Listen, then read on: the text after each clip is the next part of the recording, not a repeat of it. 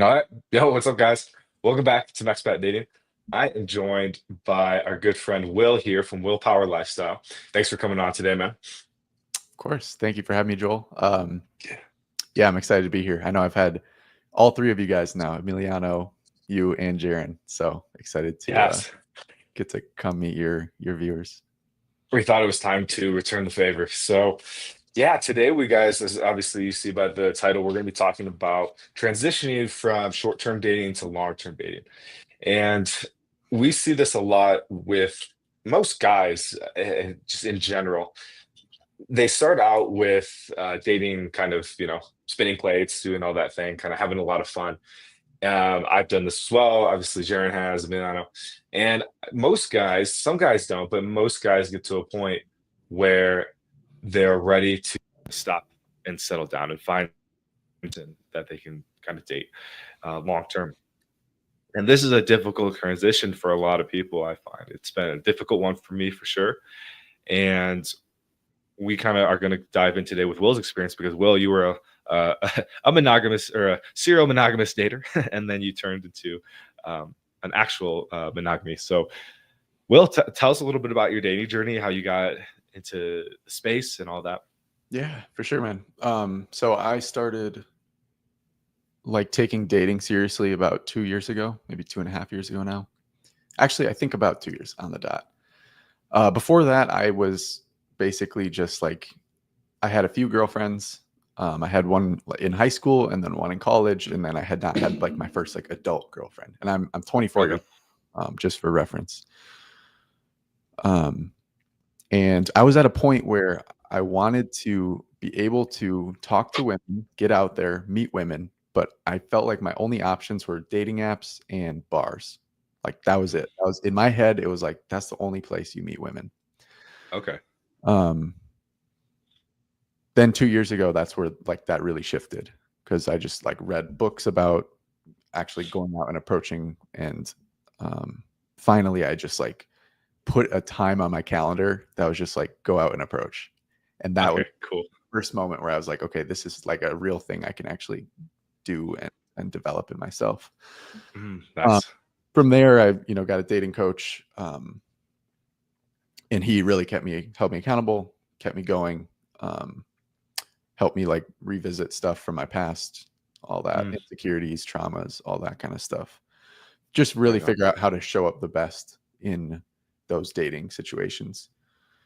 And then about a year ago, I met my current girlfriend. It was on Valentine's Day, and I approached her, and we had yeah, it was a good time. And then we Cool. dated for about 6 weeks before, maybe a little bit longer, 2 months or so before we made it official and decided that we were together, boyfriend, girlfriend, all that. Okay. What were some of those things that you looked for in that girl that made you say, okay, this is somebody that I don't just want to date casually, that is going to be a potential long term? Right.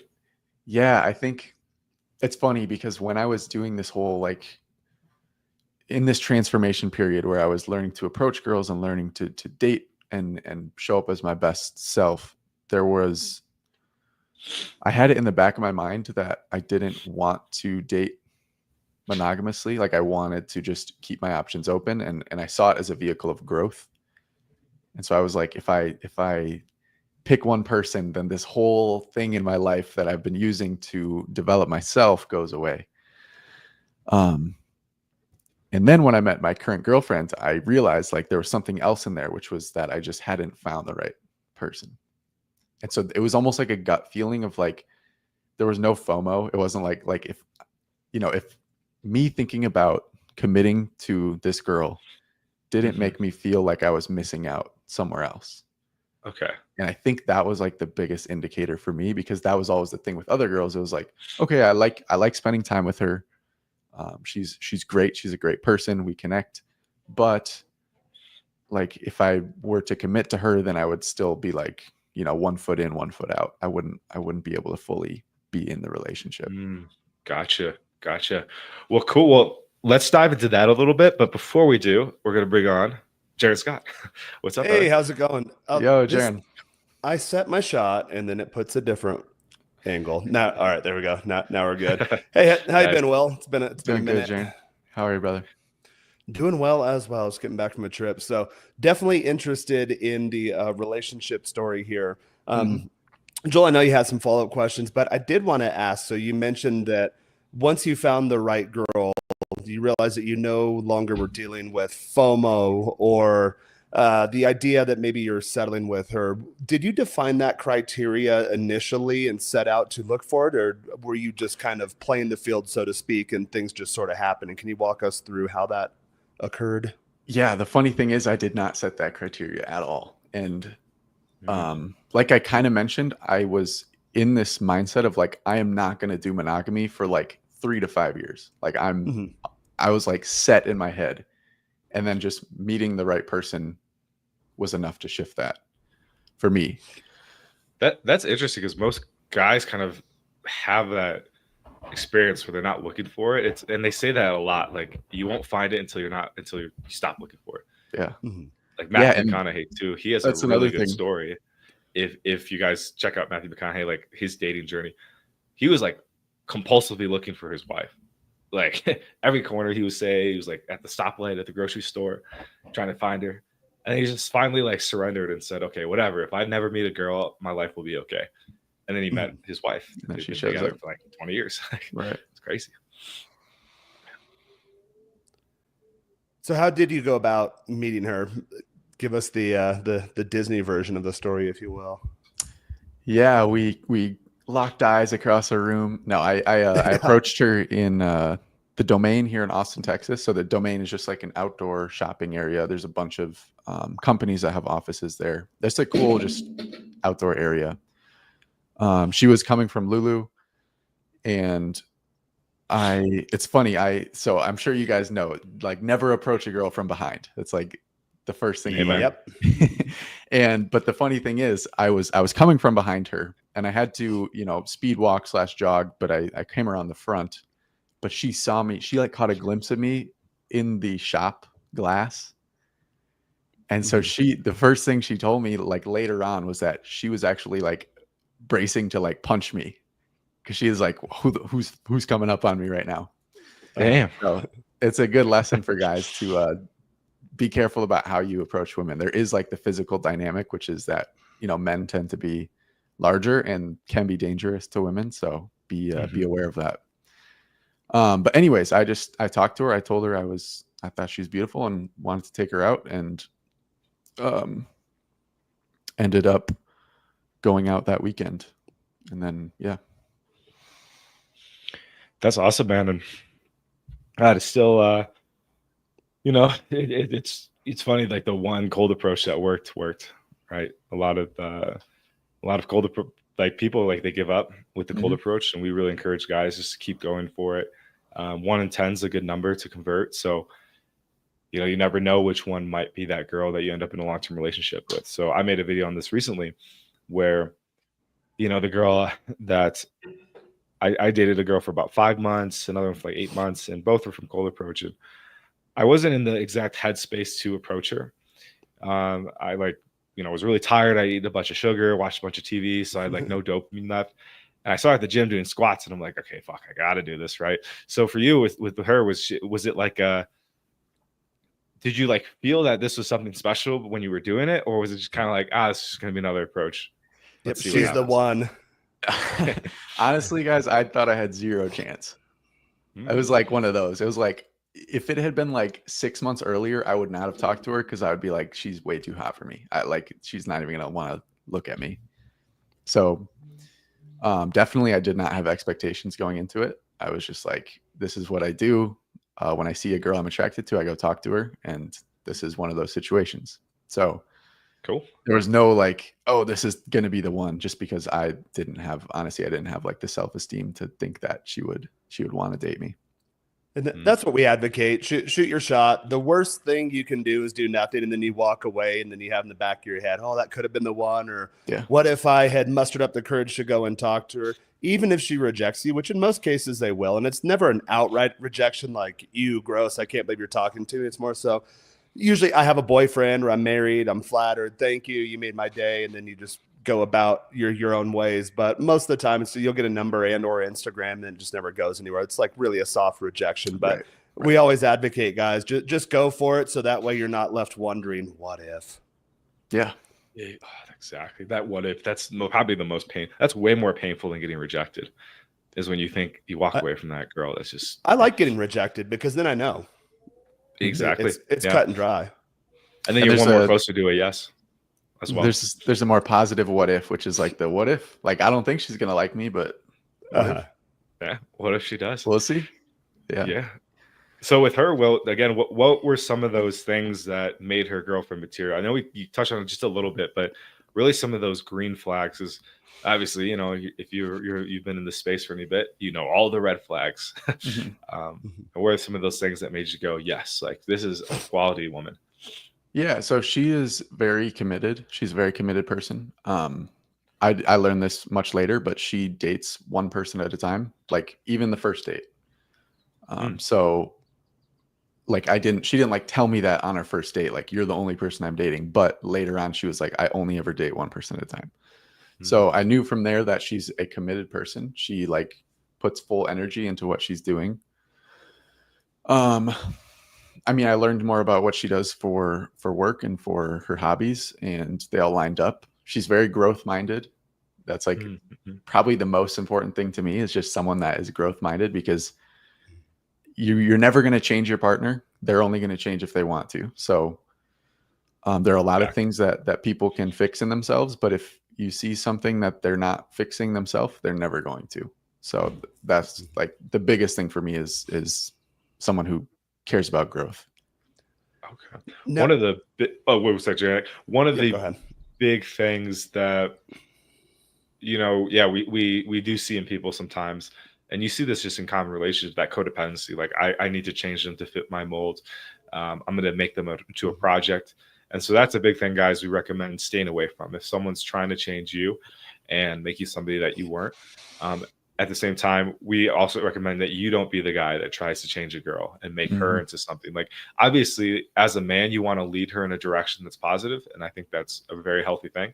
But when you're trying to fix her versus help move her in a better direction, there's a big distinction there. And we can do a podcast on that some other time, because that, you know, we could dive really deep into. Really, I think it's important to, when you're meeting someone, that you already like them to a degree of who they are. Like, you're not like, oh man, this person has so much potential. Let's date for potential. Yeah, it's so true. Pick your partner based on who they are right now, not on who you think they could become. Yeah, I had a girlfriend years ago in college, and she'd always say, you hear it around you all the time, especially with couples that have been married for a while. Oh yeah, here's my better half. And she used to always tell me, I hate that expression. If you're going into a relationship only half a person, and then you're getting with someone who's only half a person, then you're going to have a whole problem. You need to come into a relationship as two whole people, and then you merge together, and then you become like one mega unit person. Relationship, what have you. But I did want to ask you, Will, so you mentioned that you went into this process, for lack of a better word, and this is what we usually advocate guys do too: shoot your shot, get your options, entertain a bunch of options, then usually the cream will start rising to the crop. So I'm assuming, and correct me if I'm wrong here, you were likely, whether it was actively or passively, exploring multiple options. When did you find out that, okay, this girl's the fit, she's the one? And then what did you do with those other options you were entertaining? Did you send the text message or have the conversation, hey, you know what, I'm seeing someone exclusively now, it was great, I wish you the best of luck? Or do you kind of let things just fizzle out? Because in the modern dating world, a lot of times, and guys, we know this too, you'll be dating a girl, you think she's a good option, and then she just kind of sloughs off. She just kind of fades away, and then you'll see on Instagram she's got a boyfriend or something. You can usually figure that out. So I'm curious what that transition went from, okay, I'm actively playing the field, or maybe semi-actively playing the field, to I am in a committed relationship. Right. Yeah, and I definitely can relate to the either fizzling out or even getting like a text that's like, hey, I'm seeing someone exclusively now. Sorry, basically. Yeah, so for me, it was kind of just, there was a mix of both. It was like I stopped putting as much energy into seeing the other girls that I had been dating up until then. And I think just because of that, both of us in each of those different things just kind of like both felt it. Like I can think of one specific one. I sent her a voice note because we had seen each other maybe like for a couple months. So it wasn't like super short term. And so I sent her a voice note and I just said like, I'm not, I feel like we're different and we're not. And that wasn't even because I had picked my girlfriend. It was more just like I had seen a better option. And so I wasn't even interested anymore. And after I sent that voice note, she like almost reciprocated. It was just like, she knew that was coming. She could feel it by then. Yeah. So I don't think I had any like harsh like breakups or anything that had to happen there. It was more of my energy started going towards this one girl, and the other girls I was dating felt that, and there was no surprise. Mm-hmm. That's a good way to end it. I really want guys to listen to that and be like, okay, if there's a girl you're seeing, you don't need to be a dick about it. We had a buddy, shout out Clay, if you know who you are. When he wasn't liking a girl anymore, he'd be like, hey, I just really don't like you anymore. And just kind of like, and he'd be like, oh, like what? And so I was like, hey man, why don't you just say like, hey, I'm just not like long-term dating it right now. Or I'm just not just something a lot more gentle. He's like, oh, this is working way better. Like, yeah, you know, let her down easy for sure. And that's usually what they do to you. You'll realize that there's always a cadence or a rhythm to a relationship. So as things are progressing, that cadence, that rhythm will start to pick up the pace a bit. And then whether one or both parties are not feeling it, that's why I use the term, like they just kind of fizzle out or fade away. That the texting back and forth isn't done with as much frequency as before. The responses are few and far between, and then eventually you both just kind of get it. I know that's probably not the most courteous way to go about it, but in the modern dating world, that's usually how relationships end. They just kind of fizzle out, fade away, ghost each other. Yeah, so a mutual ghost. Yeah. I think there is I would recommend guys, I think you too as well, would say like, you know, it's okay to just send a text and like let him like actually say, hey, I'm not feeling this anymore. I think it does build a little more dating karma. She probably will odds are she'll ghost you, but yeah. Like I think it's a healthy thing to do is to just tell someone, you know, what's going on. So yeah, Will, so you got into this relationship with this girl, you know, it sounds like you let the other plates go. And besides obviously her character, who she was as a person, what was some of her background? And this is the last part we'll dive into and kind of like green flags, but it's really important because a lot of guys, and I've done this before, especially Jaron, you've coached me through this. I've chosen girls that were not compatible for me as long-term options. You paint the red flags green. Is that the expression? Yeah. Yes, sir. I got a big can of green paint in my closet here. Mm-hmm. I haven't used it in a while, but what were some of those kind of background things for her? Was she from a good family? Was she, you know, educated, all that stuff? Yeah, that's a good one. Yeah, and I definitely can relate. It's easy to like, you meet a girl and you're excited and you're like, oh no, that's actually a good thing. That's a good thing that whatever happened to her. I think she was homeless. She had great character. She has a terrible relationship with her family, which means she has more time for me. No. That's a good one. I like. Yeah, right. Yeah, I just made that up, but I think I've gone through those thought patterns before, way in the past. That can sneak into the back. Yeah, like a girl who like when I've in the past when I felt a girl like is a little needy at first early on, it's almost like I'm like, oh awesome, like she'll want me more. Yeah. But then later on that comes back to bite you in the ass. Mm-hmm. Okay, but with my girlfriend, yeah, I think one good one, family related, was that she told me about experiences with her family where she did disconnect and then where she kind of came back and reconnected a lot of bonds. She's super close with her family, like more so than I am. She's like constantly probably calls her someone in her family at least once a day. So she has a lot of closeness there. She has a lot of really close friends from when she was in college and before then. I think those were probably the biggest things I was noticing. Cool. So it sounds like she had good relationships outside of you guys. Yeah. That's very good. How was her communication? Was she a good communicator?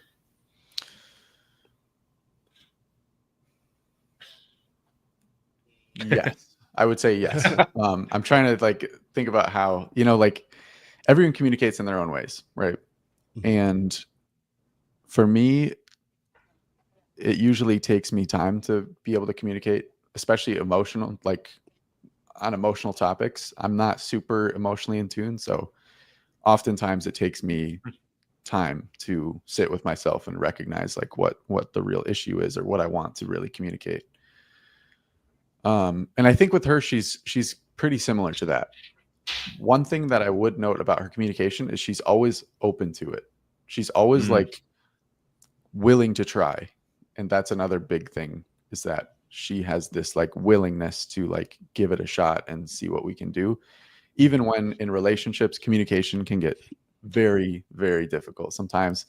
And like people can get prickly and you want to just shut down and not talk to this person. And she has this like unwavering willingness to like, okay, we'll keep trying. We'll keep trying to figure out what's going on here. Yeah, when it comes to I like that, communication, man. I've got some rules that I've employed for years now in relationships, and it makes things a lot easier. And a couple of them, just for examples, are we don't go to bed angry. There's no passive aggressive communication. So if something's on your mind, and some girls aren't ready for that, but once they start to gain more trust towards you, then they open up a bit more. But if something's on your mind, say it, even if you think it's going to make me mad. Or you'll have girls tell you, "Oh, I didn't bring it up because I thought you'd get mad." I'm like, "Well, no, I'd actually get more mad if you don't bring it up, because I can feel something's wrong, and I don't like having that resistance or that static in a relationship." And then a couple other ones are, we don't raise our voices at each other. Now, if we're playing around or joking, then yeah, we can do that. But if a girl ever raises her voice in my house, just let her know, like, hey, we don't do that. If it's something that happens again, this is it. We will never see each other again, because that could lead to other things. So you have to set that precedent early on, and then no swearing at each other again, unless we're joking around or something. If it's like a group of friends, and it's obviously in a joking manner. But even then, I don't like joking around or being disrespectful, even in a lighthearted manner. We'll call each other gay all the time, but other than that, yeah. Strong boundaries there.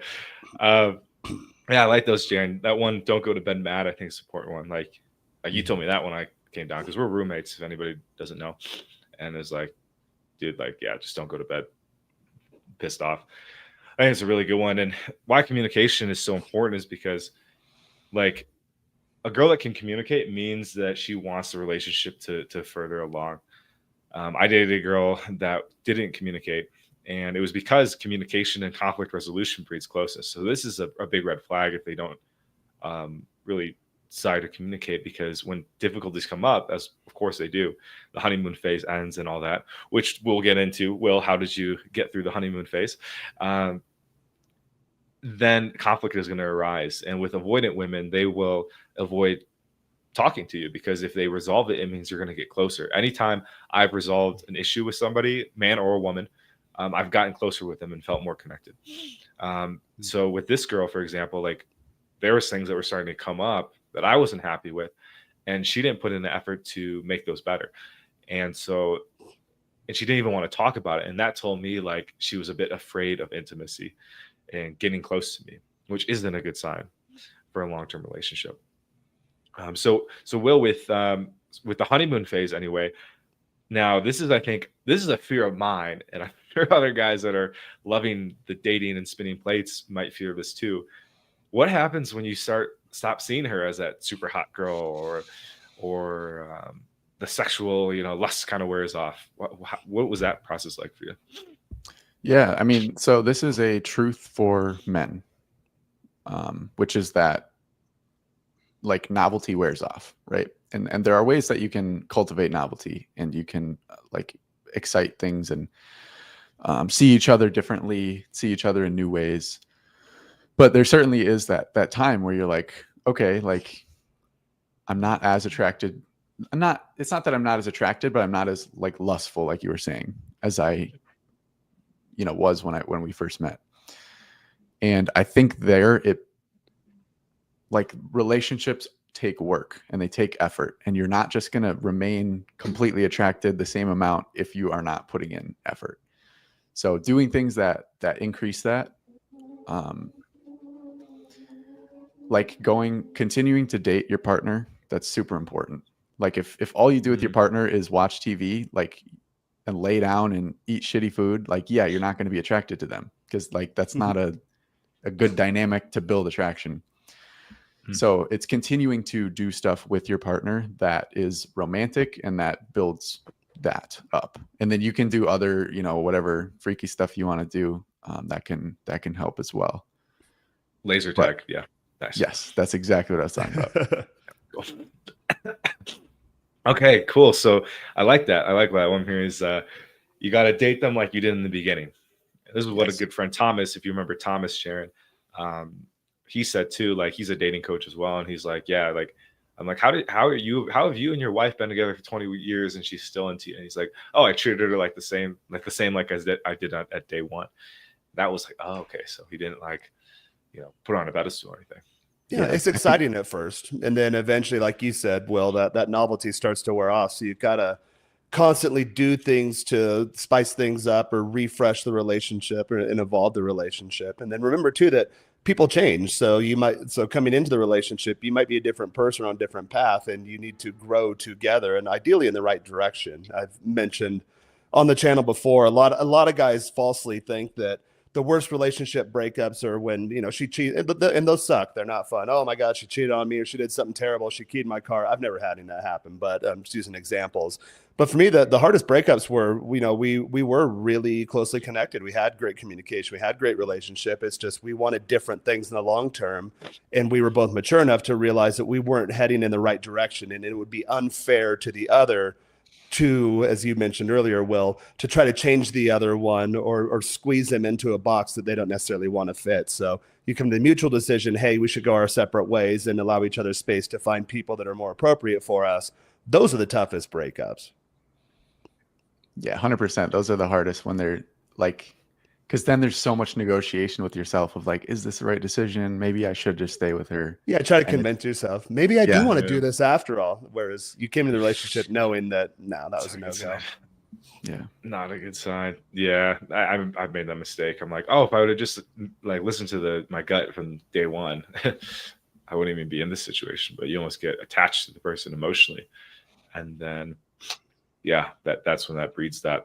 Will, with you and your girl, Will, do you how do you maintain boundaries in the relationship? Like, how do you make sure that you're not seeing her too much, or what does that just like look like for you? Yeah, I was going to mention that with your last question too. It's very important to have intentional time together as well as intentional time apart. So, and that builds attraction and romance, as well as if you're not just constantly seeing the person and getting, sick of each other. But yeah, sorry, remind me what does that cadence look like for you in your relationship? Okay, you guys have a very yeah, we see each other mostly on weekends, usually on one weekday. So, for example, I saw her on Wednesday. I'm in a flag football league, so she came to cheer me on, and then nice. Came over afterward. Cool. And then typically weekends we'll spend the majority of the weekend together. We are kind of in a place where we live about 30 minutes away from each other. I'm in North Austin, she's in South Austin. So it's a decent enough, like it's a long enough drive that we're not just like, oh, I'm just going to go over after work every day. And I think that fits us pretty well, that we can have more intentional time on the weekends where we can plan something rather than just every night we're just, again, laying on the couch watching TV. I think that's usually the cadence we recommend to our guys, especially when guys are new to dating, they're entertaining multiple options.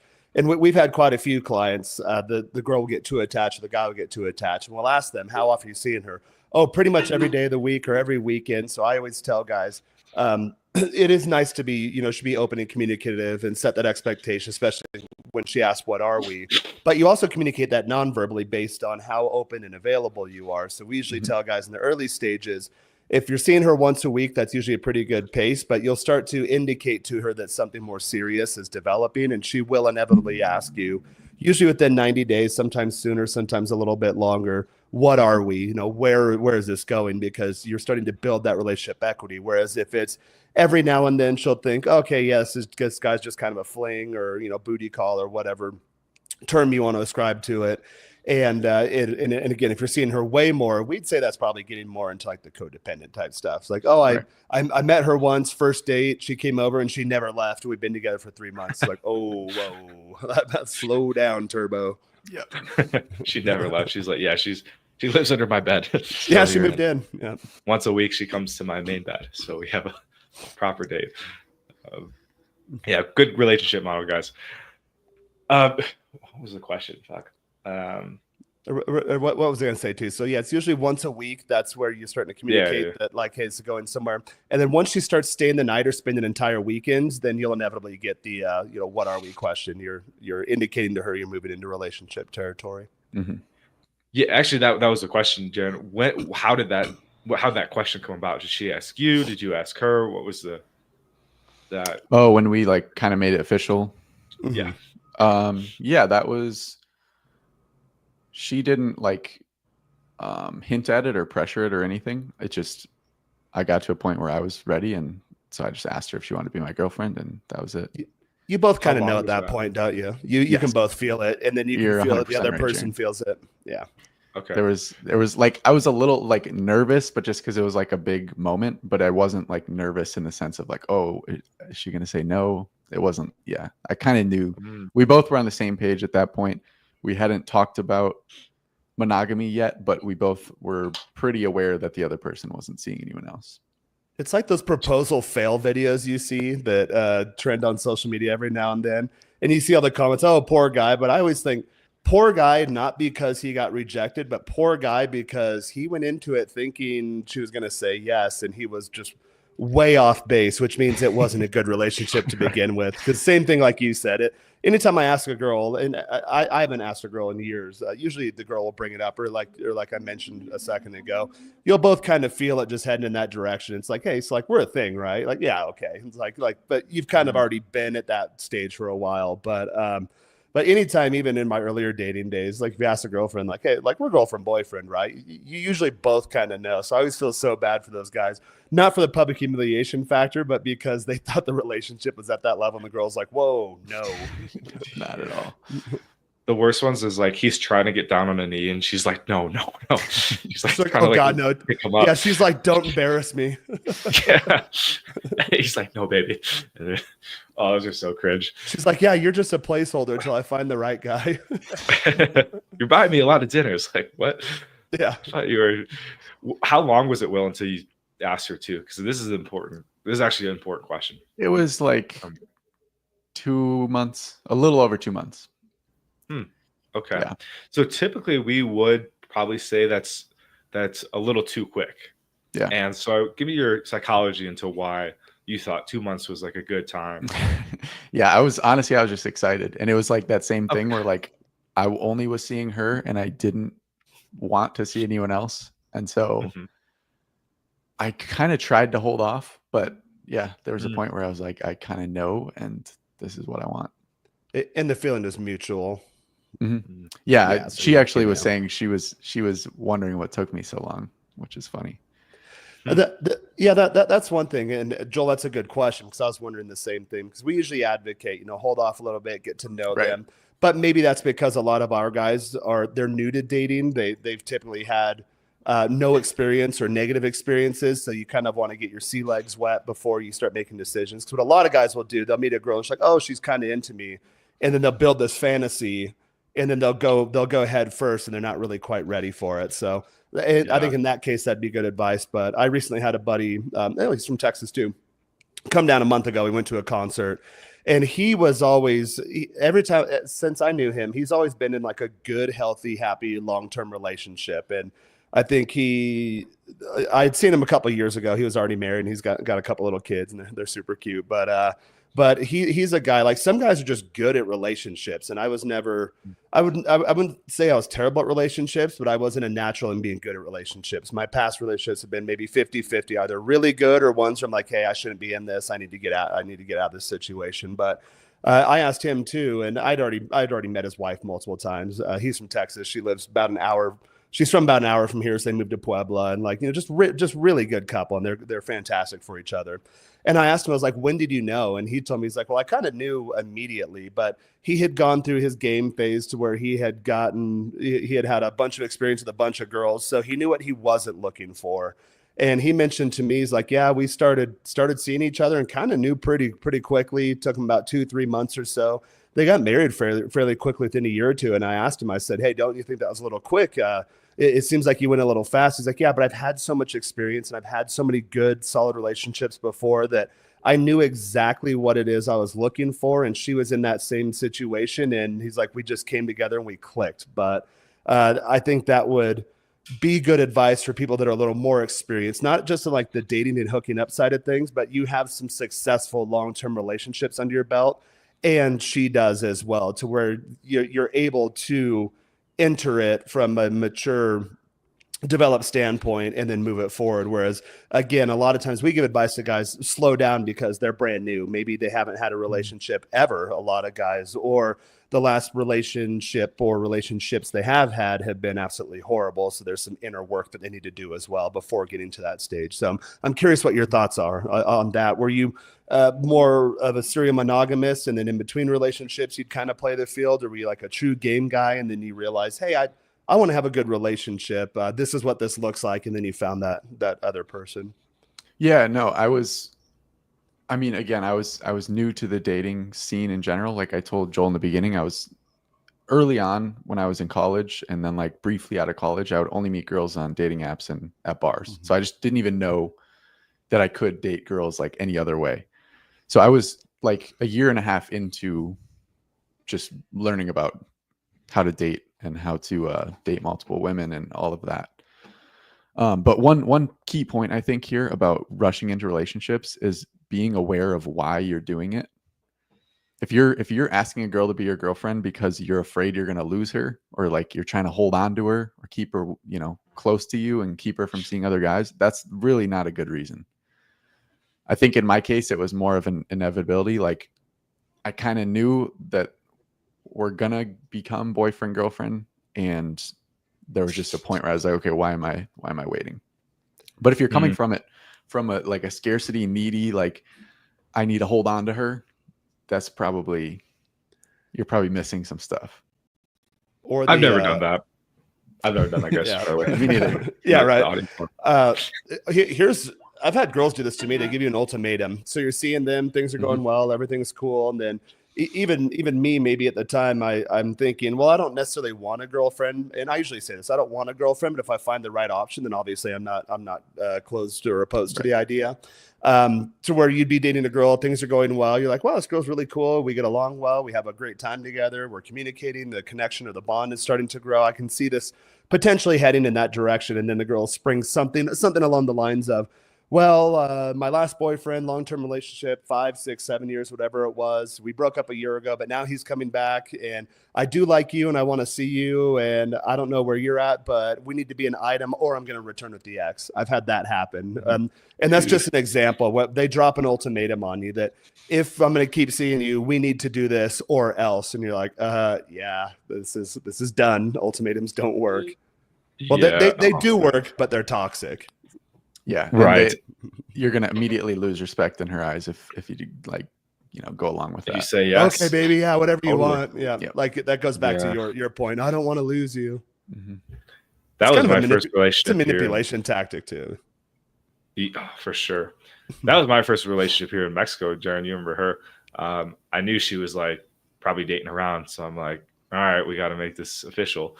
And then that one didn't work, obviously. And then I had a girl I dated for about 5 months, 6 months. She gave me the ultimatum, but it was like because we were dating for that long, and she kind of found out I was like, dating a lot. So that was a healthy, I think, time for her to be like, hey, if this is going to continue, like I can't, like I'm not okay with you seeing other people anymore. Yeah. I don't think that one was an ultimatum. I think that was her setting a healthy boundary. Like, hey, I don't want to be just one of your side pieces. I'm the type of girl that I'm a relationship girl. And if we keep seeing each other, it needs to be in the context of a relationship. Otherwise, I think we'll have to part ways. I think the way you communicate it, I think in that case, that could be a healthy boundary. Yeah. Well said, Jaren. It was definitely a boundary over an ultimatum. It's interesting, Will, that you said like, you know, the 2 months, like you asked her out, because I've been in the mind camp for a long time now. Like, hey, it's like 6 months to a year wait, because it takes a while to get to know them. But, you know, there's always exceptions to this rule. And it's nice to hear that, you know, if you're in the right spot and if she's in the right spot, it's okay to move things along a little quicker. Um, so it kind of blew my mind. I was like, okay, like I thought you were going to be like, yeah, we dated for like 6 months. And it was just like, you know, I got to know her a bit more, but you just felt And that it was right. And well, I'm curious to get to know your opinion on this. I think it depends on where you're at in life too, because guys, we've probably all been in situations to where things aren't going as well as you'd like them to in other areas of your life, professionally, personally, health wise, financially, what have you. To where you think, okay, well, this girl coming into my life will make my life better, but then a lot of guys hang their hat on that relationship, and she's my one and only. You hear music all the time talking about this, or in pop culture, whereas I found my best relationships are really when I'm not looking for them. Everything's going well. I'm centered and solid in myself and my trajectory and where I'm going, and I'm putting in the work day to day. And if the relationship happens, then great. That's a force multiplier. My life is better. But if it doesn't happen, my life doesn't become worse. And I think that's a point that maybe we can touch upon in terms of what else is going on in your life. Do you need this relationship for the sake of your happiness, or are you good either way? Yeah, that 100% with you there, Jared. I think you mentioned earlier this like better half thing that we hear so many people say, and you complete me. It's like, you shouldn't be a partial person and try to get into a relationship. Yep. Don't. I was just talking with a friend last weekend about how today we expect our partner to be so much for us. We expect them to be, you know, romantic partner. We expect them to be an emotional partner, handle our friendships, like all this stuff. Like we put so much on our one partner when really you should be branching that off. You should be outsourcing as much of that. You should have a lot of good friends in your life. You should be doing something you care about. You should be in good shape. You should be healthy. Like all these things are important to figure out on your own. And like you can figure them out while you're in a relationship, but that is not the job of the relationship. Like you're not there to fix your life. You're there, like you said, it's like a boost. It's like frosting. You get to share your amazing life with someone else. You don't get to like only have an amazing life because of this person. Man, yeah, I think about that one a lot, because there's some areas in my life that I'm not quite satisfied with. I'm actually having to do some inner work now on being satisfied with it, despite it not being what my ego says is the ideal. But I think, like, do you think it's important for guys to kind of have their shit together, or is it possible to kind of be still building and get into something long term? Yeah, I 100% think it's okay to be still building. But like I mentioned earlier, you want to find someone who's building at the same time, and not just like, don't expect like, oh, I'm going to build her up as well. Or if she's already built, that she's going to build me up.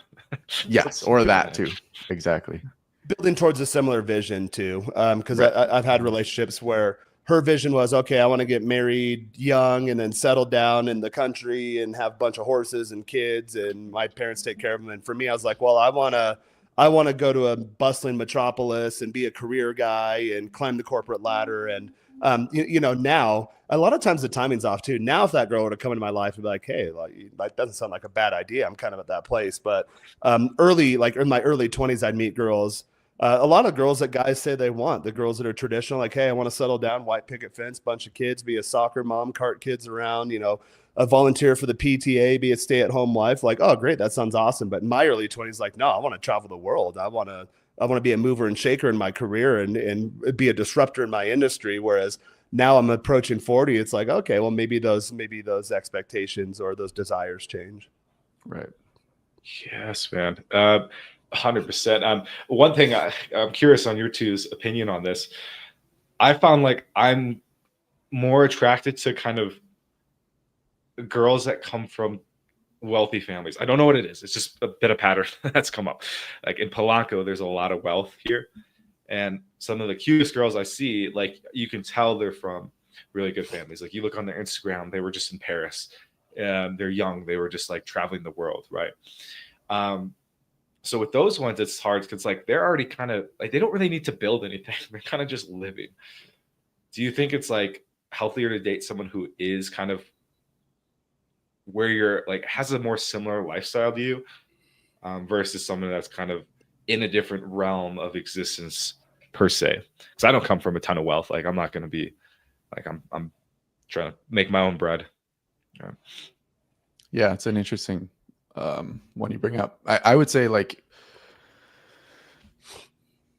it doesn't like the wealth doesn't matter, but it depends like who they are with wealth or without wealth. So if they're just like happy to like live off of their parents' wealth for the rest of their life, maybe that's not what you want, because it seems like you're more of a driven guy and you probably want someone who at least has some type of drive themselves. So if they're also a go-getter and they also just happen to have a bunch of money, then great. Like they're doing something with it, and there might be a way to align with that. Okay. Thanks, Coach. Yeah, I was going to come on that too. I was thinking along those lines as well. So if you're into her, you're like, oh my God, she comes from a wealthy family. And if you're into it because of the wealth and because that's an area you lack in your life, that might be an issue. Whereas, yes, when I went to college down here, studied abroad years ago, into a private school, and usually came from wealthier families. I didn't really care about the wealth, but I found that I do like those girls too. Joel and I do live in a nice neighborhood, and the girls that I get along with best usually come from upper middle class or higher classes. And it's not necessarily because of the wealth. It's because of other areas that I value in my life and in myself. So she's educated, she's well-traveled, she's cultured, she's into the higher arts. She'd rather go to a symphony or an orchestra or a ballet or a play rather than go to some barrio block party and shake her ass to reggaeton and do beer bongs and shots. Like that's not compatible. And with that, you'll typically get higher class girls. I've worked a lot of really cool positions in a myriad of industries. I've traveled half the world. So those kind of people, girl or guy, but especially in the context relationship, those girls and I get along a lot better because we're into the same things. But if you remove the money, I think we'd still get along and we'd have to earn that together. So I think it really depends. Joel, I mentioned it's been a long time since I've had one night. I think the last girl I had it with, or like the last two. One, she was really into the gym and fitness scene. And I'm like, okay, it wasn't necessarily her. She and I as a person would have been a terrible match, but she scratched that itch to where, hey, I want to share, like gym's a big part of my life. I want to share that with someone. And the previous girl, same thing. We weren't really well aligned as like two separate whole human beings, but she worked for an airline and we travel all the time. And at that time in my life, I wasn't traveling as much as I'd like to. So that was more of a lack that she was filling. So I latched on to like, hey, she's my ticket to travel rather than we're a good match for each other. And as a benefit of being together, we also get to travel a lot. I remember you telling me that one. Yeah, for sure. It's like she fulfilled like what you want. Like she was a representation of what you wanted for your because I remember telling you, I was like, well, I don't know why I'm caught up on this girl. Because when we first started dating, I knew she wasn't for me. She wasn't my favorite. And I was dating way better girls that were better matches for me. And it took me a while. I was like, I was more irritated on the fact I was caught up on her than the fact I was caught up on her. And then I identified it. It's like, hey, in the last couple of years, and it was like post-pandemic or whatever. So some geopolitical stuff worldwide. I wasn't traveling to the degree in which I would have liked to have been traveling. And she was that ticket or that avenue to potentially do that. Had nothing to do with her as a person. Her as a person, I was kind of like, yeah, she was cool to hang out with, but like we weren't compatible. But when she snapped back and she pulled away, which she probably felt that I felt we weren't compatible in the longer term, and she was looking for that. It's like, oh no, now my opportunity to travel went away. But obviously once I figured out on my own how to satisfy that, then it's like, yeah, like I don't even know why I like that girl. So to bring it back full circle, yeah, if you're dating wealthy girls because you lack that and it's only because they're wealthy, then I'd say that's a bad idea. But if they bring other things to the table, like you're really into the arts and music and high culture, and by virtue of being wealthy, she's also like that, that's fine. I've dated wealthy girls before where I didn't even know they're wealthy, that they were really humble. But there's also wealthy girls you'll meet where they will expect that high class lifestyle. And if you can't provide that, then you are going to be very, very frustrated. Exactly. And it's definitely like not wanting her wealth by any means. In this case, I think for me, I think it is, she represents like what I want as well, like having a lot of money and having that freedom. And then there's also the insecurity, and this is something I'm curious for you, Will, is because you said you thought you didn't have a chance. So I'm kind of thinking it from that movie, Great Gatsby. Like that's like a really powerful movie about wealth and old money, new money. So if you guys know that movie, basically he's in love with this girl. She doesn't know he's not old money. She thinks he's, or she thinks he's, she doesn't know he's not old money. Yeah. So she thinks he's old money, but he's actually new money because he inherited it from some guy. And when she finds out he's actually not rich from having a wealthy family, she like is not interested in it anymore. And so I think I'm carrying that belief around like, oh, once she finds out that I'm from a middle class family, like it's not going to work. So how do you will recommend, and obviously it can be in any insecurity, but get over those like blocks you have about what you're good enough for? It goes back to her filling a void, like coming in as an incomplete person and looking to get that validation via someone else. And Okay. I mean, like going into insecurities themselves, that's a whole thing that you have to just dig into. Why do I believe this? What happened in my past that made me feel this way? But yeah, it's like, it's not what we're going to ask. But for me, it's not what we're going to answer over this podcast. But for you, well, like, what was it that was like, you start to realize you are good enough for this girl when you said you approached, you thought you weren't good enough?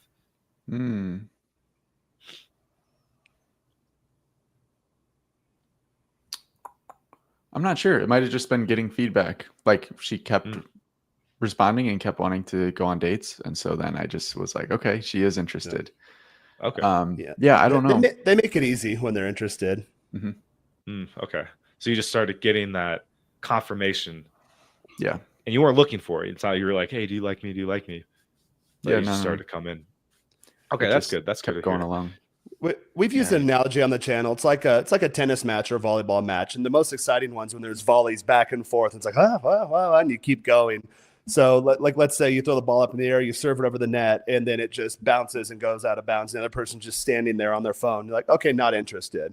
It's not a game. It's not a match. You can't do anything. But if they hit the ball back and then they put it in play for you, and then you hit it back, and then it's volleying back and forth, then that's how relationships go. And girls usually make it easy. Like, hey, I'm free Friday. What are you doing? Oh, I have to work till late, but can we see? Let's do something afterwards. Okay, great. And then you go out, you do whatever it is you do, and then she reaches out. She's like, hey, I had a great time. When are you free? Oh, okay, let's do Wednesday, or let's do weekends. And then they just make it easy. And then it doesn't mean that she's automatically a yes girl. It might be, oh, hey, I'm out of town this weekend. It's my dad's birthday, and the family's going to go rent a ranch out in the country. Can we rain check? Can we do next week? You know, she'll volley back with you, and she'll keep that door open and make it really easy for things to move forward. Whereas, guys, I'm sure we've all dealt with this. You ask her out multiple times. Oh, this week's not good. Yeah. Okay, cool. Doesn't offer an alternative. And then next week, hey, how does this week look? Yeah, I'm out of town. Oh, okay. A week later, hey, how does this week look? Ooh, work's really busy. Like, okay, she's not interested. Yeah, those ones sting a bit, but yeah, they're great. It helps you get over it quicker because you're just like, okay, yeah. Like if you invite her, or another one is if you have a date scheduled and she has to cancel, but she doesn't offer another time.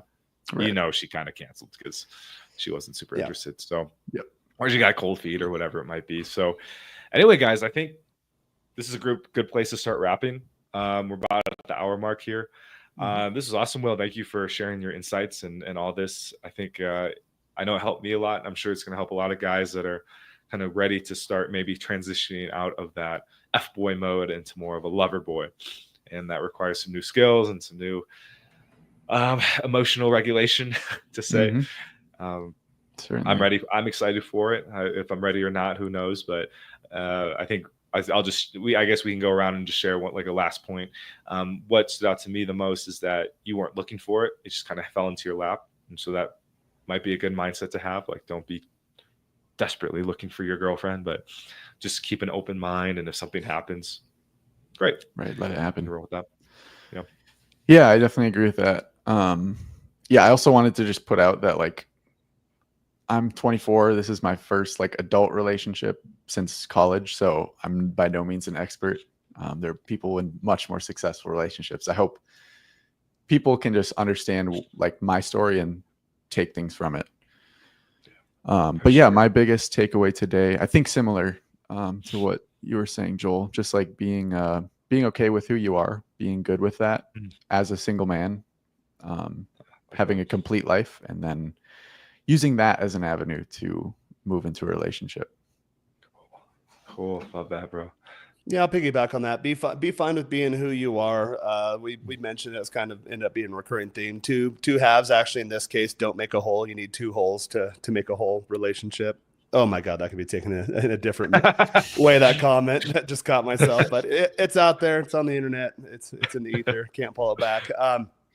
And then really be, whether you're diligent about what you want, like, okay, like you mentioned, Joel, Matthew McConaughey, I am looking for a relationship. This is the criteria. And then you seek out to find that essentially, or whether you're just like, hey, I'm cool with whatever happens. I found both ways to kind of work, but just kind of know where you're at, where you're going, what that looks like.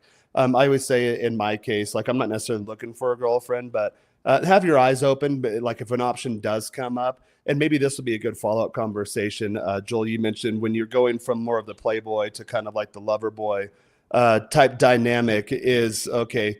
And Will, I ask you this question too. Like, how do you start shifting that lens to where, okay, I'm not just going to play the field anymore. I think I found something that could go the distance to transfer that skill set and then refocus that energy. I think that'd be a good follow-up conversation. But guys, kind of have an idea of who you are. Be mindful to who you're attracting. If you're not attracting the types of girls you'd like to, that's not women's problems. There's a lot of kind of there's creators out. Am I lagging? There's creators out there that hit on those topics and they really just focus on the pain of, like, it goes back to that core thought that I am unlovable. So stay away from creators like that. Like, oh, all women are bad. And like, no, it's probably a you problem, because when you have everything in order, you'll realize that you start attracting the type of women you want to attract. So just be mindful, be open-minded, but be diligent too. And then if you need help with any of this stuff, guys, been following the channel for a while, you know that Joel and I help out with this. Click on that link down below. Get on a consult with us. We'll etch out your goals and put together a roadmap for you and see how we may be of assistance. Amen to that. Amen to that. Yeah, MaxPatDating.com, guys. We got a couple guys coming down here soon to begin their Mexican dating journey, and we're excited to be able to help them with that. And yeah, we'll give Will a shout out too. Follow him on his Instagram, his podcast. We've each done a podcast on his channel, so you can check that out as well. We dive into kind of our stories with dating and what we're working on now. So once again, Will, thanks for coming on today, and we'll see you guys on the next one. Yeah. Cheers. Thank you guys. Cheers.